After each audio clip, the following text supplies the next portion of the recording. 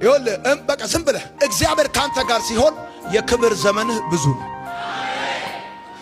አሁን ይኸውልህ ከለቅሶ ዘመን ይልቅ እግዚአብሔር ካንተ ጋር ሲሆን የሳቅ ዘመን ብዙ ነው ይሆን። አሁን በጣም የተቸገራችሁ ሰዎች እመኑኝ፣ እግዚአብሔር ምስክሬ ነው፣ የበረከት ዘመናችሁ ብዙ ነው።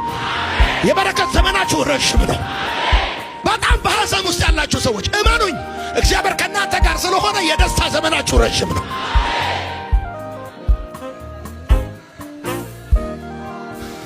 ሁለተኛ ሳሙኤል እንደዚህ ካልኩሌት አደረገው። ዳዊት ስንት ዓመት እንደነገሰ? በአጠቃላይ 40 ዓመት ነገሰ። በችግሩ ስንት ዓመት አለፈ? 30 ዓመት አለፈ። ስለዚህ ዛሬ ከዚህ ቤት ስትወጣ እንደዚህ ብለህ እንድትወጣ ነው የምፈልገው። ፈተና አለ፣ ችግር አለ፣ ውጣ ውረድ አለ። 200% ከመቶ እርግጠኛ ሆንላችኋለሁ። እኔ ግን ከችግርና ከለቅሶ ከመከራና ከእንደዚህ አይነት ህይወቴ ይልቅ የበረከትና የደስታ ዘመኔ ረጅም